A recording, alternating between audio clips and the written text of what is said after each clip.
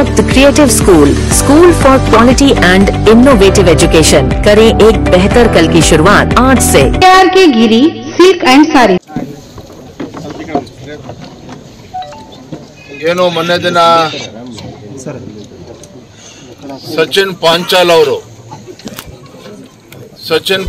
ಅವರ ಒಂದು ಆತ್ಮಹತ್ಯೆ ಪ್ರಕರಣ ಇಡೀ ರಾಜ್ಯಾದ್ಯಂತ ಅಷ್ಟಲ್ಲ ಇಡೀ ದೇಶಾದ್ಯಂತ ಸುದ್ದಿ ಆಗಿದೆ। ಈ ಒಂದು ಆತ್ಮಹತ್ಯೆ ಪ್ರಕರಣ ಈ ಒಂದು ಸಚಿನ್ ಅವರ ಪ್ರಾಣವನ್ನು ಉಳಿಸ್ತಕ್ಕಂತ ಕೆಲಸ ಪೊಲೀಸರ ಕೈಯಲ್ಲೇ ಇತ್ತು, ಪೊಲೀಸರು ಮಾಡಬಹುದಿತ್ತು। ಪೊಲೀಸ್ ಇಲಾಖೆಯ ಒಂದು ವರ್ತನೆಯಿಂದ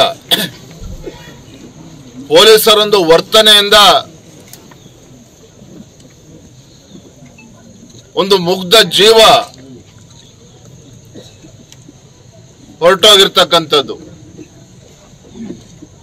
ಈ ಬಡ ಕುಟುಂಬದ ಒಂದು ಆಧಾರ ಸ್ತಂಭವೇ ಮುರಿದು ಬಿದ್ದಿರ್ತಕ್ಕಂಥ ತಾವೆಲ್ಲ ನೋಡಿದಿರಿ।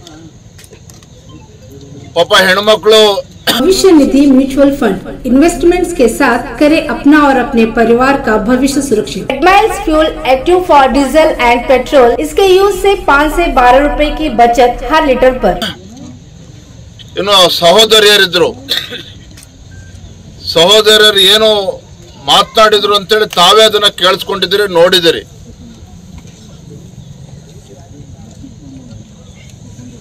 ಹೆಣ್ಮಕ್ಳು ಪೊಲೀಸ್ ಸ್ಟೇಷನ್ಗೆ ಹೋಗಿ ತನ್ನ ಸಹೋದರ ಕಾಣೆ ಆಗಿದ್ದಾನೆ,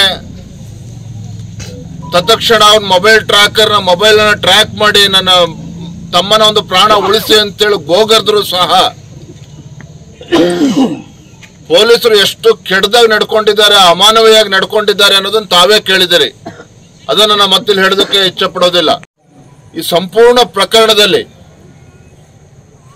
ಸಚಿನ್ ಅವರ ಒಂದು ಆತ್ಮಹತ್ಯೆ, ತದನಂತರ ಇರ್ತಕ್ಕಂಥ ಡೆತ್ ನೋಟ್, ಸೂಸೈಡ್ ನೋಟ್ ಅಲ್ಲಿ ಏನ್ ಬರೆದಿದ್ದಾರೆ, ಮತ್ತೆ ಪೊಲೀಸರ ಇಲಾಖೆ ಒಂದು ದುರ್ವರ್ತನೆ, ಇದೆಲ್ಲವೂ ಕೂಡ ಪಾಪ ಅವನ ಪ್ರಾಣ ಕಳ್ಕೊಂಡಿದ್ದನ್ನ ತೋರಿಸ್ತದೆ।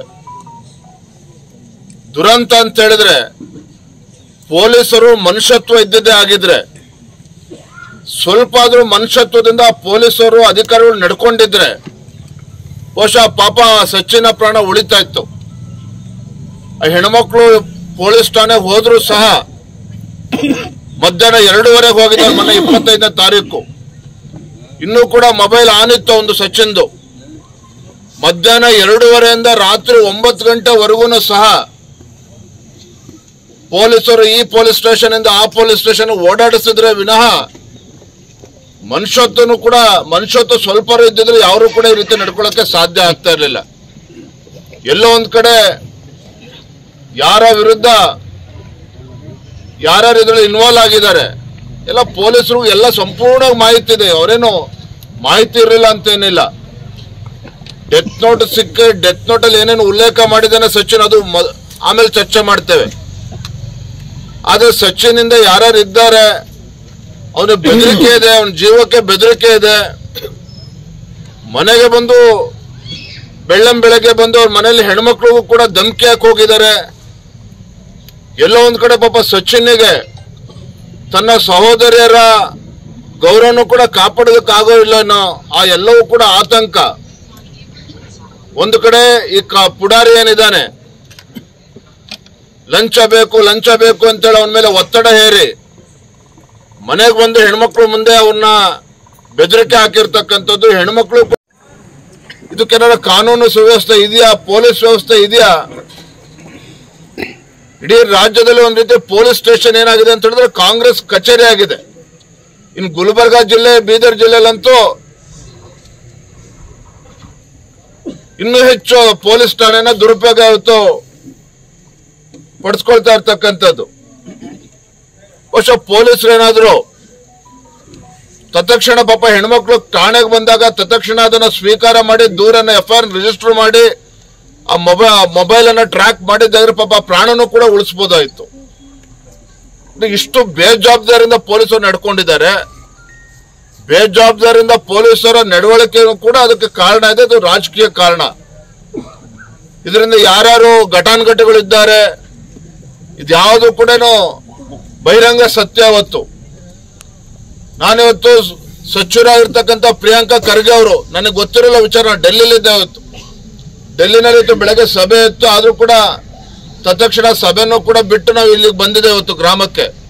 ನಮ್ಮ ಚಲವಾದಿ ನಾರಾಯಣ ಸ್ವಾಮಿ ಅವರು ಹೇಳ್ತಾ ಇದ್ರು, ಪ್ರಿಯಾಂಕಾ ಖರ್ಗೆ ಅವರು ನಮ್ಮೇಲೂ ಕೂಡ ಕಂಪ್ಲೇಂಟ್ ಅನ್ನ ರಿಜಿಸ್ಟರ್ ಮಾಡ್ತಾರಂತೆ. ನಾಚಿಕೆ ಆಗ್ಬೇಕಿತ್ತು ಪ್ರಿಯಾಂಕಾ ಖರ್ಗೆ ಅವರಿಗೆ. ನೀವು ಯಾವ ಸ್ಥಾನದಲ್ಲಿ ಇದ್ದೀರಿ, ಯಾರ ಮಗ ಇದ್ದೀರಿ ನೀವು? ನಿಮ್ಗೇನಾದ್ರೂ ಕಿಂಚಿತ್ತಾದ್ರೂ ಕೂಡ ಮನುಷ್ಯತ್ವ ಇದ್ರೆ, ಪ್ರಿಯಾಂಕಾ ಖರ್ಗೆ ಅವರು ಕಿಂಚಿತ್ತಾದ್ರೂ ಮನುಷ್ಯತ್ವ ಇದ್ರೆ, ಆ ಬಡ ಕುಟುಂಬಕ್ಕೆ ನ್ಯಾಯ ಏನಾದ್ರೂ ಸಿಗಬೇಕು ಅಂತಾರೆ. ಪಾಪ ಪ್ರಾಣ ಅಂತೂ ವಾಪಸ್ ಬರೋದಕ್ಕೆ ಸಾಧ್ಯ ಇಲ್ಲ. ಆ ಕುಟುಂಬಕ್ಕೆ ನ್ಯಾಯ ಸಿಗಬೇಕು ಅಂತ ಹೇಳಿದ್ರೆ ನೀವು ಫಸ್ಟ್ ನಿಮ್ಮ ಮಂತ್ರಿ ಸ್ಥಾನಕ್ಕೆ ರಾಜೀನಾಮೆ ಬಿಸಾಕ್ ಬನ್ನಿ. ನಿಮ್ಮ ಮಂತ್ರಿ ಸ್ಥಾನಕ್ಕೆ ರಾಜೀನಾಮೆ ಕೊಡಿ. ಮುಖ್ಯಮಂತ್ರಿಗಳು ಕೇಳೋ ತನಕ ದಯವಿಟ್ಟು ನೀವು ಕಾಯಬೇಡಿ.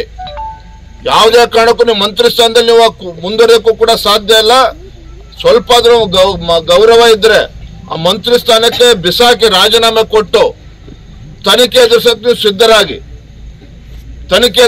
ಸಿದ್ಧರಾಗಬೇಕು. ಇದರಲ್ಲಿ ಸಿಬಿಐ ತನಿಖೆ ಆಗ್ಬೇಕು ಅಂತ ಹೆಣ್ಮಕ್ಳು ಕೂಡ ಹೇಳ್ತಾ ಇದ್ದಾರೆ. ಯಾವುದೇ ಕಾರಣಕ್ಕೂ ಇಲ್ಲಿ ಯಾವುದೇ ಪೊಲೀಸ್ ತನಿಖೆ, ಸಿಐಡಿ ಯಾವುದೇ ತನಿಖೆ ಕೂಡ ಅದರಿಂದ ನ್ಯಾಯ ಸಿಗೋದಕ್ಕೆ ಸಾಧ್ಯ ಇಲ್ಲ.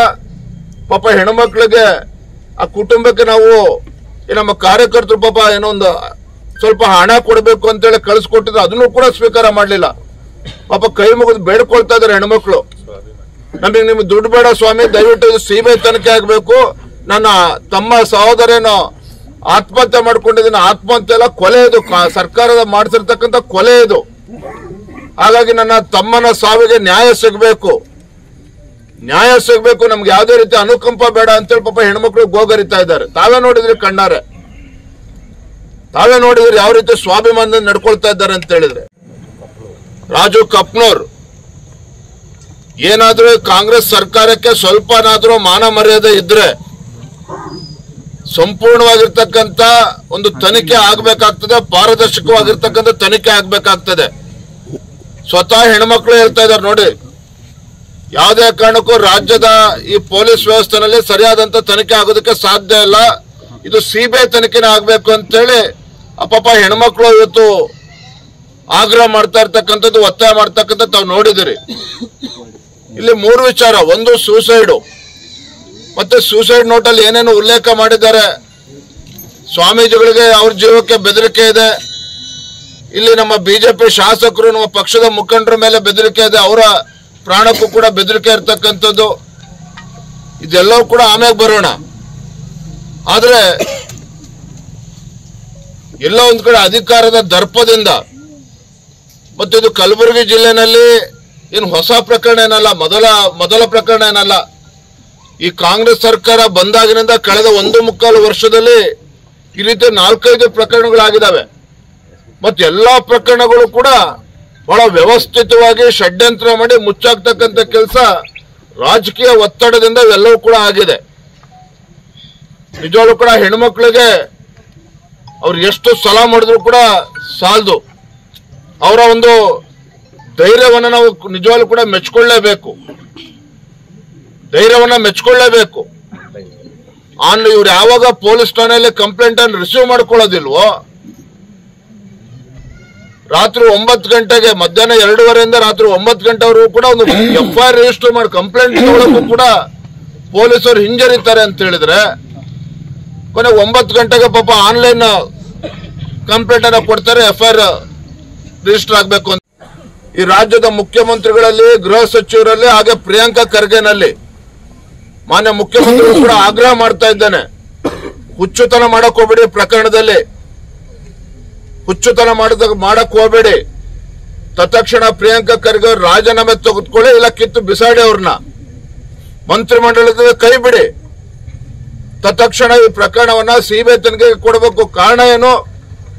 ಸುಪಾರಿ ಕಿಲ್ಲರ್ನ ಇದರಲ್ಲಿ ಬಳಸ್ಕೊಂಡಿದ್ದಾರೆ, ಬೆದರಿಕೆ ಆಗ್ತಕ್ಕಂಥ ಕೆಲಸ ಮಾಡಿದ್ದಾರೆ. ಸೊಲ್ಲಾಪುರ ಪಕ್ಕದ ಮಹಾರಾಷ್ಟ್ರದ ಸೊಲ್ಲಾಪುರದಲ್ಲಿ ಕೆಲವ್ರನ್ನ ಹೈರ್ ಮಾಡಿ ಕೊಲೆಗಡಕರನ್ನ ಅಲ್ಲಿ ಹೈರ್ ಮಾಡಿ ಅವರಿಂದನೂ ಕೂಡ ಒತ್ತಡ ಹಾಕಿದ್ದಾರೆ ಇವ್ರ ಮೇಲೆ. ಹಾಗಾಗಿ ಸಂಪೂರ್ಣವಾಗಿ ನಿಷ್ಪಕ್ಷಪಾತವಾಗಿರ್ತಕ್ಕಂಥ ತನಿಖೆ ಆಗಬೇಕು. ಆ ಬಡ ಕುಟುಂಬಕ್ಕೆ ನ್ಯಾಯ ಸಿಗಬೇಕು ಅಂತ ಹೇಳಿದ್ರೆ ಇದಕ್ಕೆ ಸಿಬಿಐ ತನಿಖೆನೇ ಆಗ್ಬೇಕು. ಇನ್ನು ಯಾವುದೇ ತನಿಖೆ ಸಾಧ್ಯ ಇಲ್ಲ, ಯಾವುದೇ ತನಿಖೆ ಸಾಧ್ಯ ಇಲ್ಲ. ಎರಡನೇದು, ಆ ಕುಟುಂಬ ಪಾಪ ಧೈರ್ಯವನ್ನ ಕಳ್ಕೊಳ್ತಾ ಇದ್ದಾರೆ. ನನಗೆ ಗೊತ್ತಿದೆ. ರಾತ್ರಿ ನೀವು ಇಲ್ಲಿ ದಯವಿಟ್ಟು ಮಾಧ್ಯಮದವ್ರನ್ನ ವಿನಂತಿ ಮಾಡ್ತೇನೆ, 24 ಗಂಟೆ ತಾವಿರಿ ದಯವಿಟ್ಟು. ನಮ್ಮ ಕಾರ್ಯಕರ್ತರು ಹೇಳ್ತಾನೆ, ಇಲ್ಲ ರಾತ್ರಿ 2 ಗಂಟೆ ಬಂದು ಕದೆ ತಡ್ತಾರೆ ಪ್ರಿಯಾಂಕಾ ಖರ್ಗೆ. ನನಗೆ ಗೊತ್ತಿದೆ, ಗುಲ್ಬರ್ಗನಲ್ಲಿ ಬೇರೆ ಬೇರೆ ಪ್ರಕರಣಗಳು ನಡೆದಾಗ ರಾತ್ರಿ 2 ಗಂಟೆಗೆ 3 ಗಂಟೆಗೆ ಹೋಗಿ ಬಾಗಿಲು ತಟ್ಟಿ ಎಪ್ಸಿ ಅವ್ರಿಗೆ ಬೇರೆ ರೀತಿ ಆಮಿಷನ ಒಡ್ಡಿ ಇಲ್ಲಾಂದ್ರೆ ಬೆದರಿಸಾದ್ರೂ ಕೂಡ ಅವ್ರಿಗೆ ಯಾವುದೇ ಕೇಸನ್ನು ರಿಜಿಸ್ಟರ್ ಮಾಡೋ ರೀತಿಯಲ್ಲಿ ಒತ್ತಡ ಹಾಕಿರ್ತಕ್ಕಂಥ ಅನೇಕ ಪ್ರಕರಣಗಳಿದ್ದಾವೆ, ಯಾವ ಕೂಡ ಹೊರಗೆ ಬಂದಿಲ್ಲ. ಹಾಗಾಗಿ ಪ್ರಿಯಾಂಕಾ ಖರ್ಗೆ ಅವರೇ ನಿಮ್ಮ ಗೊಡ್ಡ ಬೆದರಿಕೆ ನಾವು ಯಾರು ಕೂಡ ಎದುರ್ಕೊಳ್ತಕ್ಕಂಥ ಪ್ರಶ್ನೆ ಇಲ್ಲ. ಆ ಕುಟುಂಬದ ಪರವಾಗಿ, ಬಡ ಕುಟುಂಬದ ಪರವಾಗಿ, ಆ ಹೆಣ್ಮಕ್ಳ ಪರವಾಗಿ ಆ ಸಚಿನಿಗೆ ನ್ಯಾಯ ಕೊಡಿಸ್ತಕ್ಕಂಥ ನಿಟ್ಟಿನಲ್ಲಿ ಭಾರತೀಯ ಜನತಾ ಪಾರ್ಟಿ ಆ ಕುಟುಂಬದ ಪರವಾಗಿದೆ. ನಾವು ರಾಜಕಾರಣ ಮಾಡೋದಿಲ್ಲ, ರಾಜಕಾರಣ ಮಾಡಕ್ ಹೋಗೋದಿಲ್ಲ. ಆತ್ಮಸಾಕ್ಷಿ ಅನ್ನೋದೇನಾರ ಇದ್ರೆ ಇದನ್ನ ಸಿಬಿಐ ತನಿಖೆ ಕೊಡಬೇಕು ಅಂತ ಹೇಳಿ ಪ್ರಿಯಾಂಕಾ ಖರ್ಗೆ ಅವರು ಹೇಳಿ ತಮ್ಮ ಮಂತ್ರಿ ಸ್ಥಾನಕ್ಕೆ ರಾಜೀನಾಮೆ ಕೊಡ್ಲಿ ಫಸ್ಟ್. ಅದನ್ನ ಬಿಟ್ಟು ರಾತ್ರಿ ಏನಾರು ಇಲ್ಲಿ ಯಾರನ್ನ ಕಳಿಸಿ, ನೀವು ಪುಡಾರಿ ಕಳಿಸಿ ಹೆಣ್ಮಕ್ಳಿಗೆ ಬೆದರಿಕೆ ಹಾಕಂತದಾಗ್ಲಿ, ಅವ್ರಿಗೇನಾರು ಒತ್ತಡ ಇರ್ತಕ್ಕಂಥದ್ದಾಗ್ಲಿ ಈಗಾಗಲೇ ಪ್ರಾರಂಭ ಆಗಿದೆ. ಇದ್ಯಾವುದಕ್ಕೂ ಕೂಡ ಅವಕಾಶ ಕೊಡಬೇಡಿ. ಗೌರವದಿಂದ ಇದನ್ನ ಸಿಬಿಐ ತನಿಖೆ ಕೊಡಿ. ಇದನ್ನ ಈ ರೀತಿ ಅನೇಕ ಪ್ರಕರಣಗಳು ರಾಜ್ಯದಲ್ಲಿ ಪದೇ ಪದೇ ಆಗ್ತಾ ಇದೆ, ಪದೇ ಪದೇ ರೀತಿ ಪ್ರಕರಣಗಳು ನಡೀತಾ ಇದೆ. ನಾವು ಕೂಡ ಇವತ್ತು ರಾತ್ರಿ ಎಲ್ಲ ನಮ್ಮ ಪಕ್ಷದ ಹಿರಿಯರಿಗೆಲ್ಲ ಕೂತು ಸಮಾಲೋಚನೆ ಮಾಡ್ತೇವೆ. ನಾವು ಯಾವ ರೀತಿ ಮುಂದೆ ಇದನ್ನ ಹೋರಾಟ ತೆಗೆದುಕೊಳ್ಬೇಕು ಅನ್ನೋದ್ರ ಬಗ್ಗೆ ಕೂಡ ನಾಳೆ ದಿನ, ಇವತ್ತು ರಾತ್ರಿ ಅಥವಾ ನಾಳೆ ನಿರ್ಧಾರ ಮಾಡ್ತೇವೆ. ಆದ್ರೆ ಒಂದು ಮಾನ್ಯ ಮುಖ್ಯಮಂತ್ರಿಗಳಿಗೆ ನಾನು ಆಗ್ರಹವನ್ನ ಮಾಡ್ತಾ ಇದ್ದೇನೆ, ಎಚ್ಚರಿಕೆಯನ್ನ ಕೊಡ್ತಾ ಇದ್ದೇನೆ. ಈ ಪ್ರಕರಣ ಹಗುರವಾಗಿ ತೆಗೆದುಕೊಳ್ಬೇಡಿ, ಆ ಬಡ ಕುಟುಂಬಕ್ಕೆ ನ್ಯಾಯ ಕೊಡ್ತಕ್ಕಂಥ ನಿಟ್ಟಿನಲ್ಲಿ ಪ್ರಾಮಾಣಿಕ ನೀವು ನಡೆದುಕೊಳ್ಳಿ. ಇಲ್ಲ ಅಂದ್ರೆ ನಿಮ್ಮನ್ನು ಯಾವ ರೀತಿ ತುದಿಗಾಲ ನಿಲ್ಲಿಸಬೇಕು, ಯಾವ ರೀತಿ ಕುಟುಂಬಕ್ಕೆ ನ್ಯಾಯ ಕೊಡಬೇಕು, ನಾವು ಕೂಡ ಹೋರಾಟವನ್ನು ಮಾಡ್ತೇವೆ. ಹಾಗಾಗಿ ನಾನು ಹೇಳ್ತೇನೆ, ಮನುಷ್ಯತ್ವ ಇರ್ತಕ್ಕಂಥ ಯಾವುದೇ ಸರ್ಕಾರ ಇದ್ರೂ ಸಹ ಒಂದು ಕ್ಷಣನೂ ಕೂಡ ತಡ ಮಾಡ್ದೇನೆ, ಈ ಪೊಲೀಸ್ ವ್ಯವಸ್ಥೆನ ದುರ್ಬಳಕೆ ಮಾಡ್ಕೊಳ್ದೇನೆ ಸರಿಯಾದ ರೀತಿಯಲ್ಲಿ ತನಿಖೆ ಆಗಬೇಕು ಅಂತ ಹೇಳಿದ್ರೆ ಅದನ್ನ ಸಿಬಿಐ ತನಿಖೆ ಕೊಡ್ಲೇಬೇಕಾಗ್ತದೆ. ಆ ನಿಟ್ಟಿನಲ್ಲಿ ಮುಖ್ಯಮಂತ್ರಿಗಳು, ರಾಜ್ಯ ಸರ್ಕಾರ ತತ್ಕ್ಷಣ ಕ್ರಮನ ಕೈಗೊಳ್ಳಬೇಕು ಅಂತೇಳಿ ನಾನು ಈ ಸಂದರ್ಭದಲ್ಲಿ ಒತ್ತಾಯವನ್ನು ಮಾಡ್ತಾ ಇದ್ದೇನೆ, ಆಗ್ರಹವನ್ನ ಮಾಡ್ತಾ ಇದ್ದೇನೆ. ನಮ್ಮ ಮೊದಲ ಆದ್ಯತೆ ಆ ಬಡ ಕುಟುಂಬಕ್ಕೆ ನ್ಯಾಯ ಸಿಗಬೇಕು, ಸರಿಯಾದ ರೀತಿ ತನಿಖೆ ಆಗಬೇಕು, ಸಿಬಿಐ ತನಿಖೆ ಆಗ್ಲೇಬೇಕು. ಇದರಿಂದ ಯಾವ ಮಹಾಪುರುಷಿದ್ರು ಕೂಡ ನಾವು ಕೇರ್ ಮಾಡ್ತಕ್ಕಂಥ ಪ್ರಶ್ನೆನೇ ಇಲ್ಲ. ನಾ ಹೇಳಿದ ನನ್ನ ಮೇಲೆ ಕೇಸಾರ ಮಾಡಿ ಮತ್ತೊಂದರ ಮಾಡ್ಲಿ, ಮೇಲ್ನೋಟಕ್ಕೆ ಗೊತ್ತಾಗ್ತದೆ ರಾಜು ಕಪ್ನೂರ್ ಯಾರ ಜೊತೆ ಫೋಟೋ ಹೊಡ್ಸ್ಕೊಂಡಿದ್ದಾರೆ, ಯಾರ ತೊಡೆ ಮೇಲೆ ಕುತ್ಕೊಂಡಿದ್ದಾನೆ, ಯಾರ ಹತ್ರ ಸೈನ್ ಮಾಡಿಸಿದ್ದಾನೆ, ಯಾವ ಮಂತ್ರಿ ಜೊತೆ ಹೋಗಿ ಆ ಹಿರಿಯ ಅಧಿಕಾರಿಗಳಿಗೆ ಒತ್ತಡ ಹಾಕ್ಸಿದ್ದಾರೆ, ಎಲ್ಲವೂ ಕೂಡ ಬಹಿರಂಗ ಆಗಿದೆ. ಯಾವುದು ಕೂಡ ಗುಟ್ಟಾಗಿ ಉಳಿದಿಲ್ಲ. ನನಗೆಲ್ಲೋ ಒಂದ್ ಕಡೆ ಭಯ ಏನಪ್ಪ ಅಂತ ಹೇಳಿದ್ರೆ, ಮುಖ್ಯಮಂತ್ರಿಗಳು ಕೂಡ, ಯಾಕೆಂತಂದ್ರೆ ಪ್ರಿಯಾಂಕಾ ಖರ್ಗೆ ಅವ್ರು ಯಾರ ಮಗ, ಜಾಸ್ತಿ ಒತ್ತಡ ಹಾಕಿ ಅವ್ರ ಮಂತ್ರಿಗಿರಿ ರಾಜೀನಾಮೆ ತೆಗೆದುಕೊಂಡ್ರೆ ಅವ್ರ ಮುಖ್ಯಮಂತ್ರಿ ಬುಡಕ್ಕೂ ಬರ್ತದೆ, ಆ ಭಯನೂ ಕೂಡ ಅವ್ರಿಗಿರ್ತದೆ. ಎಲ್ಲವೂ ಕೂಡ ನಾನು ಗಮನಿಸ್ತಾ ಇದ್ದೇವೆ. ಹಾಗಾಗಿ ಯಾವುದೇ ಕಾರಣಕ್ಕೂ ಈ ವಿಚಾರದಲ್ಲಿ ನಾವು ಹಿಂದೆ ಸರಿತಕ್ಕಂಥ ಪ್ರಶ್ನೆನೇ ಇಲ್ಲ. ಇದು ಸಿಬಿಐ ತನಿಖೆನೇ ಆಗಬೇಕು, ಪ್ರಿಯಾಂಕಾ ಖರ್ಗೆ ರಾಜೀನಾಮೆ ಕೊಡ್ಲೇಬೇಕು.